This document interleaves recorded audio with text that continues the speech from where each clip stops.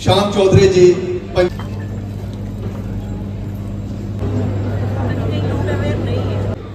All officer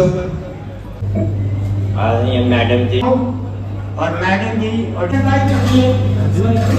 कहता हूँ कि जो छोटे छोटे जो दरबार आप लोग लगा रहे हैं, इससे बहुत सी समस्या लोगों की हल होती है और अफसरों के जहन में ये बात पहुँचती है, जो भी समस्या लोगों की होती है अफसरों तक पहुँचती है और अफसर लोग भी उसे हल करने की कोशिश करते हैं। लोगों ने काम किया है मेरी पंचायत के अंदर 70 साल के अंदर हम एक ट्यूबवेल के लिए तरस थे। आज पंचायत के लेवल पर तो हमने क्योंकि पानी की जो कंडी का एरिया यहाँ हिसाब से भी कि जो टेंडर की प्रक्रिया है इसको थोड़ा शार्ट में किया जाए, छोटे छोटे मसले हैं, ताकि जैसे कोई बिजली की अगर एक स्पान 2 स्पान की तार अगर ब्रेक हुई है उसकी वजह से सारे गांव में बिजली ठप रहती है। तो ये छोटे छोटे जो काम है इनको शार्ट रूट्स में दिए जाए ताकि लोगों को ये ज़्यादा इससे जूझना ना पड़े। सिस्टम में थोड़ी परेशानी आई लेकिन आज वो भी चल रहा है, तो ये समस्या तो चलती रहती है। लोगों को आने जाने में भी लोगों को समस्या मात्र 1000 कदे गुजारा नहीं होंदा, उनका ऐसा एक सिस्टम बनाया जा जिन्ना इंप्लॉय दी टीए वादा कुछ परसेंटेज 4% 5% इस महकमे की उन्हें नौकरियों बेसहारा, उनकी रिप्रेजेंटेशन नहीं है, उनकी नुमाइंदगी नहीं है। उनकी नुमाइंदगी तुम कर ही सकते हो क्योंकि जो पढ़े लिखा तबका इस चेयर का प्रोफेसर वो बड़ी जल्दी अपने दिमाग से IQ कने उसी उनकी मुश्किल की पिकअप कर सकता और उनका समाधान जो तुम अच्छे तरीके ने कर सकता। तो मेरी इस ब्लॉक सारे की तरफा एक रिक्वेस्ट है कि कंसर्न महकमे के तुम ऑफिसरों तुम इस मैटर की टेकअप करो। मेरी तो चाहत है कि अज जो महंगाई का दौर है 1000 रुपए कन्ने बेचारे कोई 4 कैप्सूल नहीं ले सकते दवाई वास्ते, कोई चाह का बंदोबस्त नहीं कर सकता। तो सारी इस हाउस का रिक्वेस्ट है कि मिनिमम 5000 का प्रपोजल बनाइए दो। They should get 5000 at least ताकि सर्वाइव कर सकन समाज के विच। सोशल वेलफेयर डिपार्टमेंट इसमें कोई दो राय नहीं कि बहुत बढ़िया काम कर रहा है। आज आप जितनी भी स्कीमें इनकी हैं वो सीधी लोगों को, गरीब लोगों को सीधा उनका बेनिफिट हो रहा है। जैसे आप लाडली बेटी को देख लो, हर बच्ची के खाते में जैसे 1000 रुपया आता है, ये पहले कुछ नहीं होता था। ये हम इसका शुक्रिया अदा करते हैं इसके लिए अपनी गवर्नमेंट सरकार का और उसके साथ डिपार्टमेंट का। और 1000 रुपया आने से क्या होगा, जो हमारी बच्चियां हैं, पहले किसी का बच्ची पैदा होती थी तो वो सोचता था 20 बार क्या बच्ची पैदा हो गई, टेंशन हो जाती थी कि इसकी शादी कैसे करेंगे, पढ़ाई का खर्चा कैसे करेंगे। लेकिन आज क्या है, जैसे बच्ची पैदा होती है, जैसे बेटे के लिए जश्न मनाते हैं वैसे बेटी के लिए लोग धूमधाम से उसका जश्न मनाते हैं, उसका बर्थडे मनाते हैं, जो भी होता बड़ी प्रोग्राम होता है और इससे लोगों को काफी अच्छा बच्चियों की इज्जत मान है। और उसके साथ जितने भी बुजुर्ग हैं मैक्सिमम लोगों को पेंशन की, पहले क्या होता था बड़ी कम पेंशन लगती थी। और आज कहीं प्रॉब्लम आ है, जब लोगों के बीच में जाता हूँ थोड़े बुजुर्ग हमारे कहते हैं कि हमारी पेंशन लगी और फिर उसके बाद बंद होगी।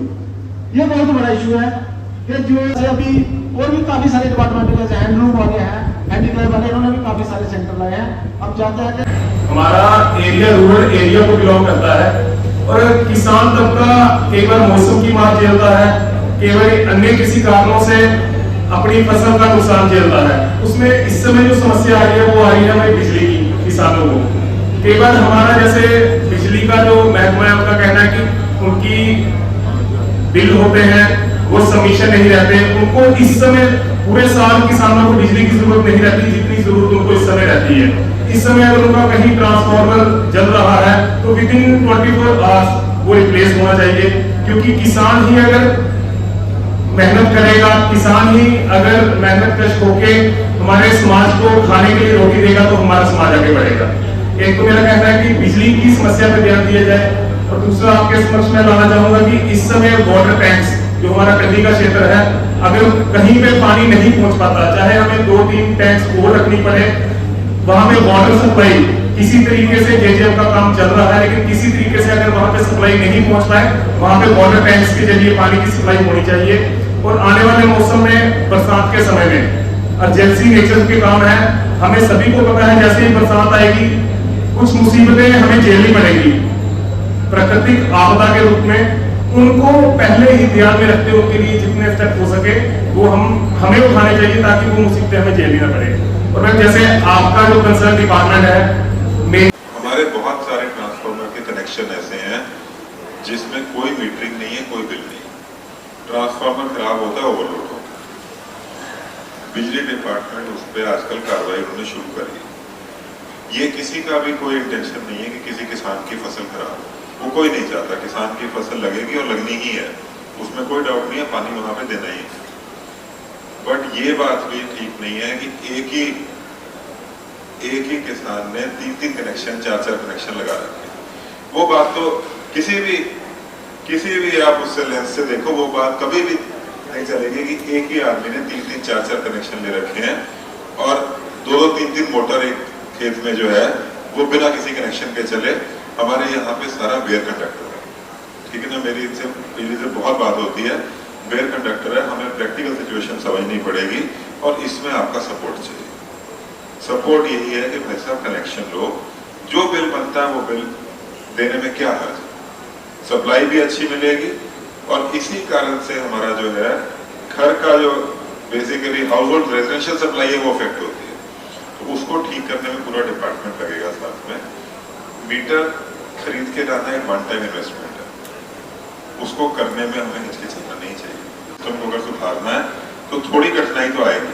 जिसका पुराना बिल पेंडिंग है, जिसको मीटर लगवाने वो हम लगवा लें, बट उससे हमारी पावर सप्लाई पर्पज पीछे से पावर है। दिक्कत सिर्फ मल्टीपल कनेक्शन की है, ट्रांसफार्मर ओवरलोड होकर सड़ता है। बहुत सारी जगह है जहां पे ट्रांसफार्मर आज बदलते हैं सुबह और 2 घंटे में दोबारा सड़ता है। वो चीजों को हमने ठीक करने में आपका सहयोग चाहिए। पीएचई का ऑलरेडी एजेंट साहब ने आपको बताया, उसमें पीएचई के काम में हीरानगर में सेटिस्फैक्ट्री काम है। अगर आप में कोई और इशू आता है तो उसको हम लोग डिस्कस करके, जो आपका OHT वाला है उसको भी इसके बाद बात करें। उसके अलावा जो आपने मुद्दे ग्राउंड के आपने 2 मुद्दे बताए वो मैंने नोट कर लिए, उसको हम लोग करेंगे। फेरूचक के स्कूल का ऑलरेडी इस बार के प्लान में, वो आपके बोलने से पहले वो इस बार के प्लान में ऑलरेडी है।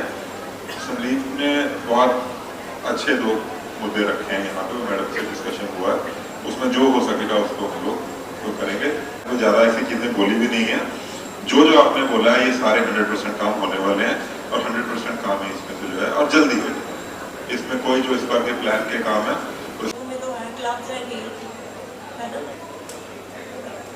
ये छोटी मोटी चीजें हैं। अगर हमारे में विल है ना, इफ वी हैव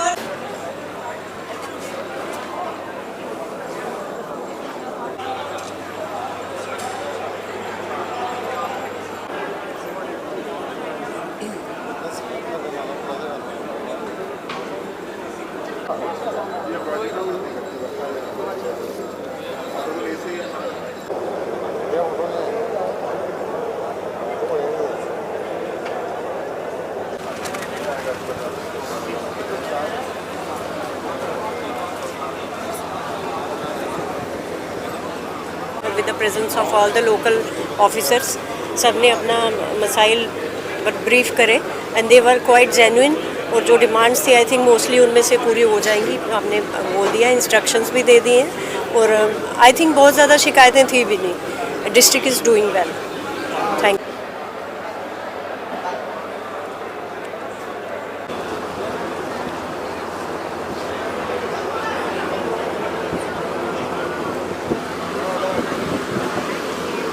ये आपके जो छोटे मोटे मसाइल हैं मेरे ख्याल में इतने ज़्यादा नहीं है। कीपिंग इन व्यू अगर आप ओवर द ईयर्स प्रोग्रेस देखें जो इधर हुई है, और हीरानगर और एडजॉइनिंग बेल्ट को मैं बड़े अरसे से जानती हूँ यहाँ, क्योंकि नेशनल हाईवे पे है, इसके आगे यहाँ मतलब आना जाना भी रहा है।